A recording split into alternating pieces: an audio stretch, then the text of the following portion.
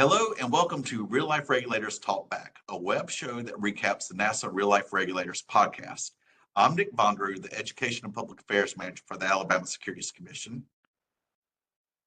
And I'm John Eichkorn, Director of Compliance Enforcement and Anti-Fraud here at the Kansas Department of Insurance.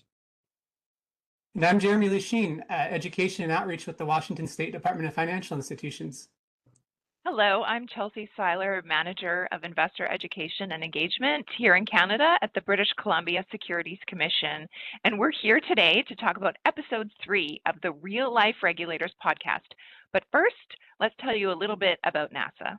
NASAA's mission is to protect investors from fraud and abuse, educate investors, support reasonable capital formation, and to help ensure the integrity and efficiency of financial markets. Our goal is to promote investor education and prevent fraud. During each Real Life Regulators episode, we discuss what happened, what went wrong, and what you can do in the future to best protect yourself and others from securities fraud. Today, we're going to review episode 3 of Real Life Regulators. This episode was recorded in 2021 and featured the Montana Securities Division. The title of the episode is Wolf in Sheep's Clothing. The link to the episode is below, and we hope you'll give it a listen. Indeed, this is a great episode because you learn how a well-respected, trustworthy individual can betray you. Richard Brandt, the subject of this episode, was a well-known member of his community and a well-respected insurance agent. The Montana Securities Division received a complaint from APS, also known as the Adult Protective Services, because a 101-year-old resident of an assisted living facility had not paid her rent in over 6 months. The investigation uncovered that Richard Brandt was acting as a caretaker for the 101-year-old resident. He would take her out on outings, run errands, and even manage her finances. Montana Securities discovered that Brandt was using the 101-year-old's client's money to finance his own company. This complaint led to the discovery of other victims, and it was finally determined that Richard Brandt defrauded 17 investors, 15 of whom were over the age of 65, and he stole over $2 million. He used faith and met many of his victims through church. And one of the victims was a preacher. Brandt, he disguised himself as a harmless, friendly person who just wanted to help others out, but he ended up fleecing them out of their money. So that is a lot to unpack. But what did you guys find interesting about episode 3 of Real Life Regulators?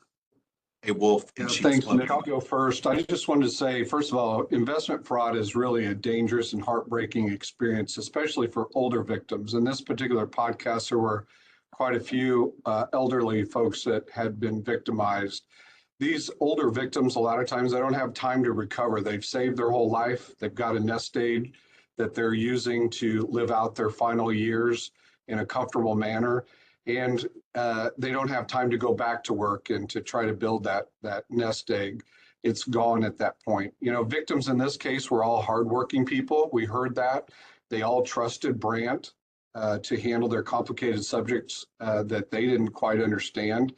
And that's what we do, right? We look toward those people to help us with those decision-making processes. Most of the victims that I heard in this podcast were investing in annuities. This is an insurance product that guarantees a 2% return in this case. That's what I was hearing.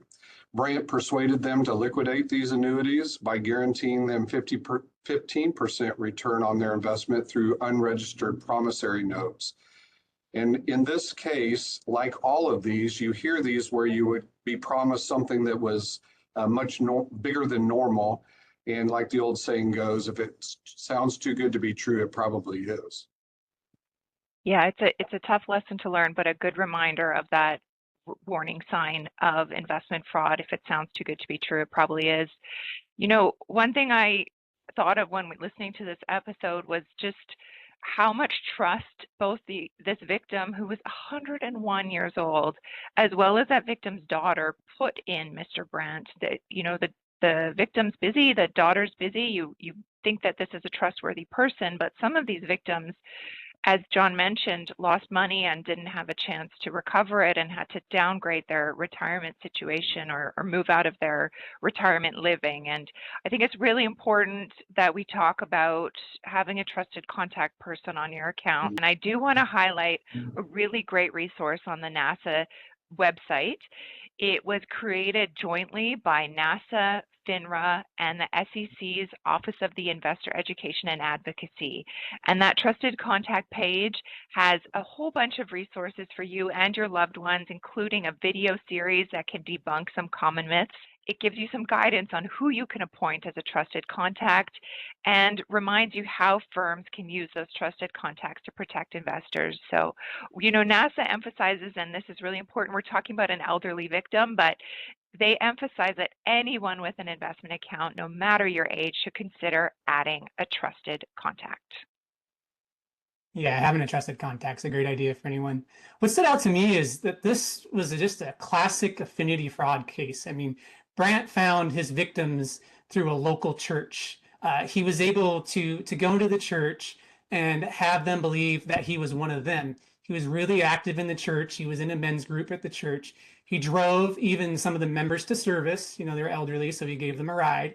He even helped wash their cars, which I find interesting. So he's just developing the sense of trust inside the community. And then he went after the church leadership. He even got the pastor to invest $60,000 from his retirement into his fraud. And so he was able to get the church's leadership's trust.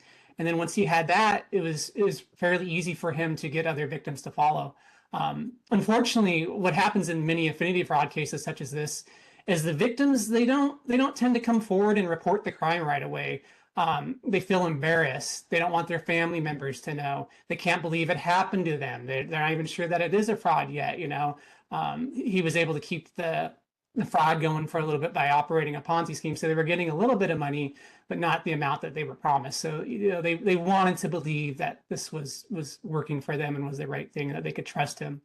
The NASAA Investors Education Alerts and Advisory Group has an excellent investor advisory on affinity fraud, where you can learn more about how to protect yourself and your community. We'll link that up below, and you'll be able to learn more about affinity fraud. How about you, Nick? What stood out to you? Yeah, really the main thing, or one of the things that stood out to me, was what a good job the Montana Securities Division actually did with this case, receiving such a substantial verdict. Richard Brandt was ultimately sentenced to 60 years, with 20 years being suspended, but he will spend 40 years in prison, and he is ordered to pay back restitution to the victims. He was convicted of 6 felonies, including theft by embezzlement, fraudulent practices, scheming to exploit elderly people, and running a pyramid scheme. We need to continue to spread investor education and fraud prevention to everyone, because we work so hard for our money, but it is so easy to lose. We need to research all investment opportunities and make sure the person and the offer is legit. And so how can someone check the background of a person making the investment offer? That is easy. Go to nasa.org, NASAA.org, and click Contact Us, and then click Contact NASAA Member to then choose your jurisdiction's regulator. Being an informed investor means having a plan and understanding each of your investments. Whether you're new to investing or already investing, NASAA and its members provide a variety of online investor education resources for investors of all ages. Go to nasa.org for more information on how to be a wise and safe investor. Yeah, thank you, Nick. I appreciate that. And we want to thank all of our listeners for tuning in to Real-Life Regulators Talk Back. And please don't forget to go back and listen to episode 3, A Wolf in Sheep's Clothing, and all of our other Real Life Regulators podcasts. There's a lot of good information in there that hopefully will keep you from falling into some of the traps that we see happening across the North America region. And if you have any questions about today's episode or would like more information about the topics discussed, you can email us at realliferegulators@gmail.com. Again, that's realliferegulators@gmail.com.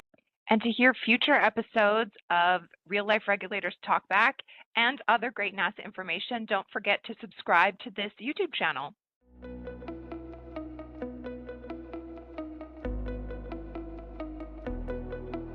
NASAA provides this information as a service to investors. It is neither a legal interpretation nor an indication of a policy position by NASAA or any of its members, the individual state regulators. If you have questions concerning the meaning or application of a particular state or provincial law, rule, or regulation, please consult an attorney that specializes in securities law.